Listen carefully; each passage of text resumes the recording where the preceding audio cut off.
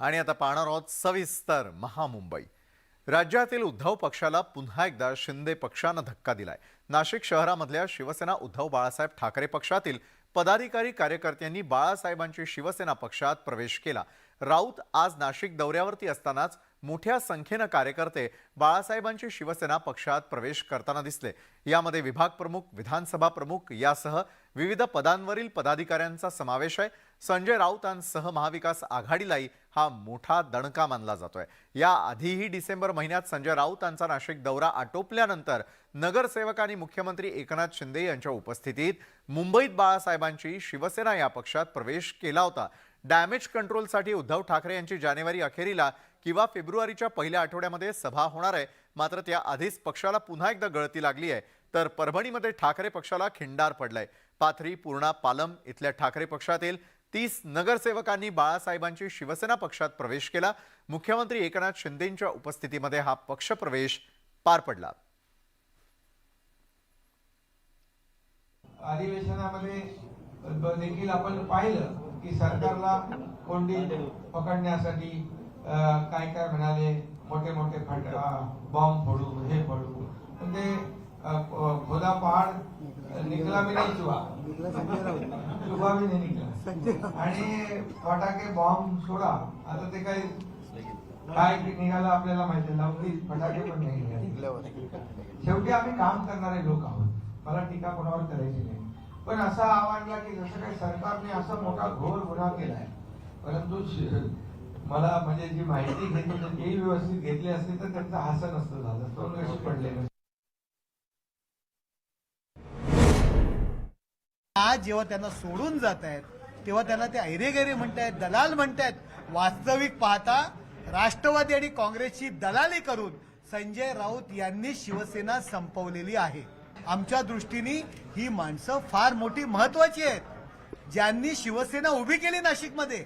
भांडूपमध्ये राहून शिवसेना वाढलेली नाहीये, ही शिवसेना नाशिक मधल्या या मेंढरांनीच वाढवलेली आहे। आणि ही मेंढर आज बाळासाहेबांची शिवसेना वाढवण्याकरता बाळासाहेबांच्या शिवसेनेचा झेंडा आणि एकनाथ शिंदे साहेबांच्या नेतृत्वाखाली पूर्ण नाशिकमध्ये आणि संपूर्ण उत्तर महाराष्ट्रामध्ये आगेकूच करणार आहे।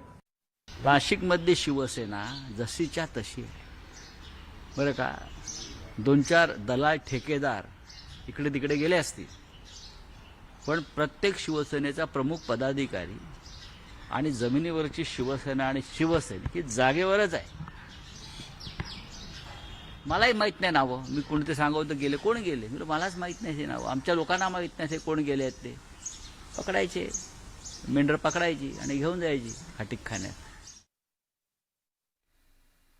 एकीकडे ठाकरेंचा पक्ष आणि शिंदेंच्या पक्षामध्ये कुरघोडीचं राजकारण सुरू आहे। दोन्ही बाजूंकडून आरोप प्रत्यारोपही सुरू आहेत आणि त्यातच आज ममता दिनी ठाकरे आणि शिंदे गट पुन्हा एकदा आमने सामने आले।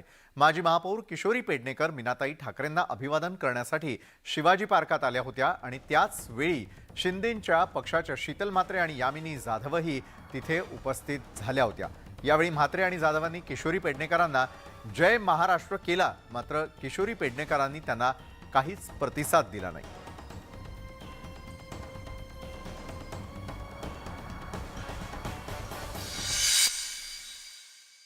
मासाहेब या देखील आमचे आदर्श आहेत, यांनी सुद्धा आम्हाला संस्कार दिलेले आहेत। या मासाहेबांचं दर्शन घ्यायला येण्यासाठी आम्हाला कुठलीही जोखीम वगैरे वाटत नाही।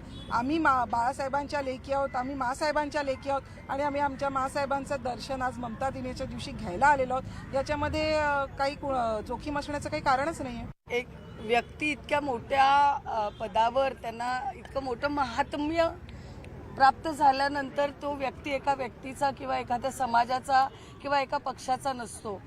ह्या सगळ्यांच्याच आहेत, किंबहुना केवळ शिवसैनिकच इथे नतमस्तक व्हायला येऊ शकतात असं नाही, तर ज्याला ज्याला इच्छा आहे तो व्यक्ती इथे येऊन नतमस्तक होऊ शकतो।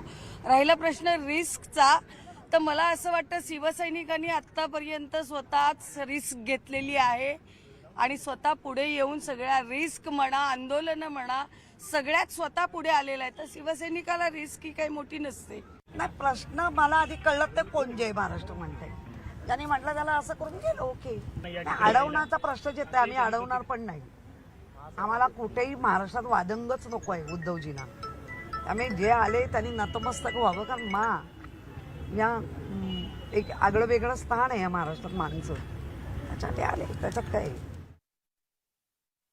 महाराष्ट्र सरकारनं मुंबईमध्ये विश्व मराठी संमेलनाचं आयोजन केलेलं आहे. केंद्रीय रस्ते वाहतूक मंत्री नितीन गडकरी यांनी आज संमेलनाला भेट देऊन मराठी भाषा, मराठी माणूस, उद्योग आणि त्यांच्या खात्यामार्फत सुरू असलेल्या कामांबाबत माहिती दिली.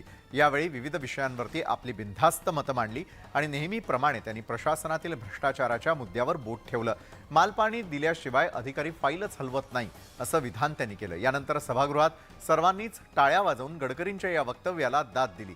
आणि विशेष म्हणजे हे बोलत असताना मंचावरती उद्योग मंत्री उदय सामंत, शालेय शिक्षण मंत्री दीपक केसरकरही उपस्थित होते.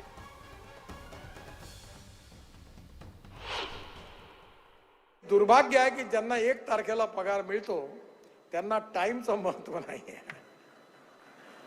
म्हणजे मी मनीषा करता नाही म्हणत आहे. कारण त्या सिस्टममध्ये इतका वेळ लागतो, त्यावेळेस सगळे लायसन्सेस, क्लिअरन्सेस इतक्या दिवसात मिळाले पाहिजे, नाही तर डीम टू बी सँक्शन. हे सगळ्या ठिकाणी नियम करून टाका. प्रत्येक माणूस त्रास देतो आणि त्याला कंटाळून जातात लोक, बोलत नाही आपल्यासमोर स्पष्ट मंत्री वगैरे असल्यामुळे, आणि मालपाणी दिल्याशिवाय कोणी फाईलच नाही हलवत. मुंबईमध्ये एका कार्यक्रमामध्ये बोलताना मनसे अध्यक्ष राज ठाकरे यांनी केलेल्या वक्तव्यामुळे उपस्थितांमध्ये एकच हशा पिकला. निमित्त होतं एका उद्घाटनाच्या कार्यक्रमाचं. या कार्यक्रमात संबोधित करत असताना संबंधित ब्रँडच्या नावाच्या मुद्द्यावरून राज ठाकरेंनी भाष्य केलं. प्रत्येक गोष्टी आधी राज किंवा नंतर राज असतो याचा संदर्भ देत राज ठाकरेंनी माझं घर बघण्यापूर्वी जर आधी सांगितलं असतं तर मी माझ्या घराचं नाव राजभवन ठेवलं असतं असं मिश्किल भाष्य केलेलं आहे. राज ठाकरेंनी केलेल्या या मिश्किल वक्तव्यामुळे एकच हशा पिकला. पाहूयात राज ठाकरे नेमकं काय म्हणाले. मगाशी त्यांनी प्राजक्त राज नाव का ठेवलं हे त्यांनी मगाशी सांगितलं. प्रत्येक गोष्टीच्या आधी राज असतो किंवा नंतर राज असतो. माझं घर बघायच्या आधी सांगितलं असतं, मी राजभवन तरी घेतलं असतं.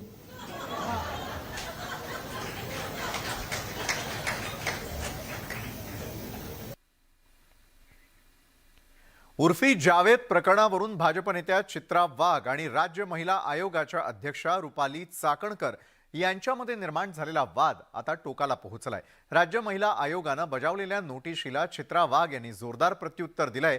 56 नोटिशी त्याच्यात आणखी एकाची भर असं म्हणत वाघ यांनी वक्तव्य केलं. तर सार्वजनिक ठिकाणी नंगा नाच करत फिरणारीला नोटीस द्यायला हवी होती असंही वाघ यांनी म्हटलंय. छत्रपती शिवाजी महाराजांच्या या महाराष्ट्रात स्त्रियांच्या अस्मितेची आणि सन्मानासाठीची माझी लढाई अशीच सुरू राहणार असल्याचा निर्धारही वाघ यांनी केला.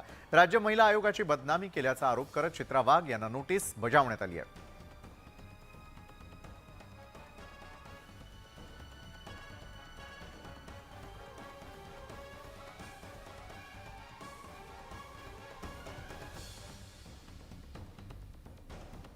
ज्या वेळेला एखादी महिला अशा पद्धतीने महाराष्ट्रातल्या मुंबईमध्ये उघडी नागडी फिरत असताना समाज माध्यमांमध्ये हे व्हायरल होत असताना त्याची स्युमोटोमध्ये दखल का घेतली गेली नाही आणि त्याच्यावर कारवाई का केली गेली नाही?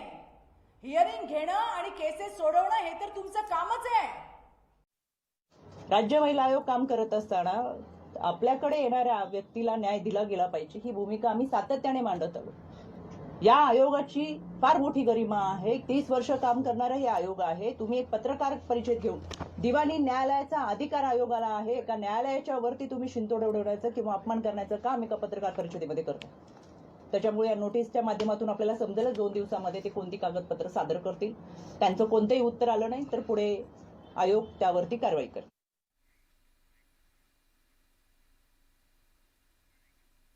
तर एका बाजूला हा वाद शमतो तर दुसरीकडे मात्र चित्रा वाघ आणि चाकणकरांमध्ये काय सुरू आहे ते आपण निश्चितच पाहिलं.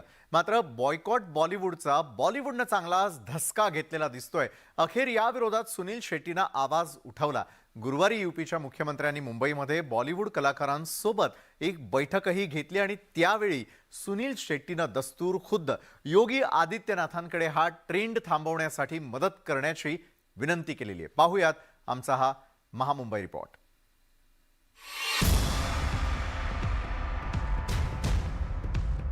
हॅशटॅग बॉयकॉट बॉलिवूड 2022 मध्ये सर्वाधिक गाजलेला हॅशटॅग.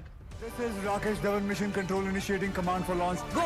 2023 मध्येही बॉलिवूडने हॅशटॅग बॉयकॉट बॉलिवूड हा ट्रेंडचा धसका घेतलाय आणि म्हणूनच उत्तर प्रदेशचे मुख्यमंत्री योगी आदित्यनाथ यांच्यासोबतच्या बैठकीत सुनील शेट्टीने थेट या विषयाला हात घातला आणि हा ट्रेंड थांबवण्यासाठी मदत करण्याची विनंती केली.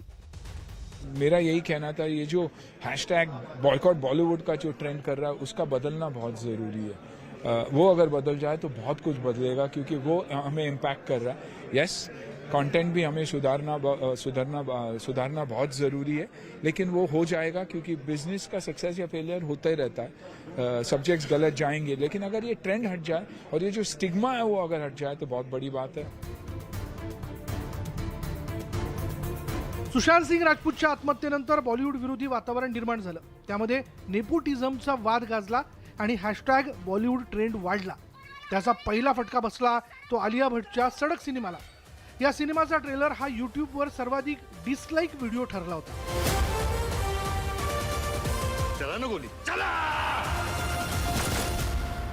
त्यानंतर आमिर खानचा लाल सिंग चड्डा बॉक्स ऑफिसवर दडकून आपटला. त्यानंतर अक्षय कुमारचे रांगेत 4 सिनेमे आपटले. लायगर, थँक गॉडलाही या ट्रेंडचा फटका बसला.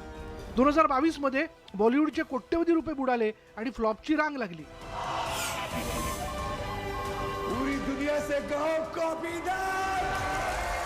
और योगी जी ने ये भी कहा पहले ही कि बॉलीवुड का कंट्रीब्यूशन, हिंदी फिल्म का कंट्रीब्यूशन बहुत रहा है इंडिया के ग्रोथ में, म्यूजिक में, कल्चर में. तो शुरुआत कहीं ना कहीं हुई है. And I just pray and to the people also कि ये ट्रेंड बंद कर दीजिए, क्योंकि सारे लोग एक नहीं होते.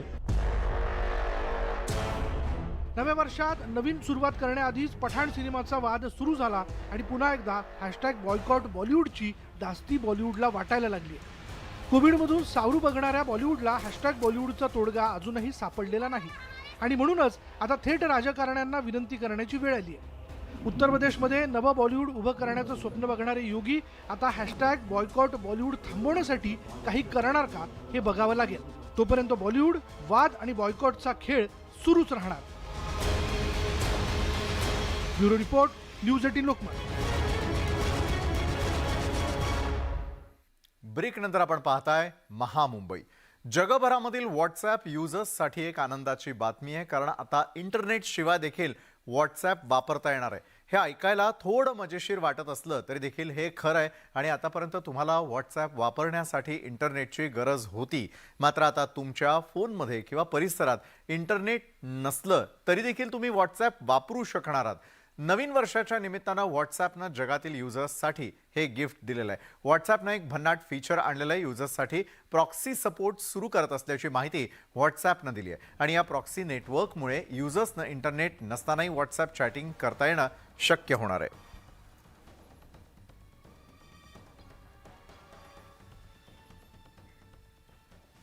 एअर इंडियाच्या विमानामध्ये सहप्रवाशावरती लघुशंका करणाऱ्या शंकर मिश्रावरती कारवाई करण्यात आलेली आहे.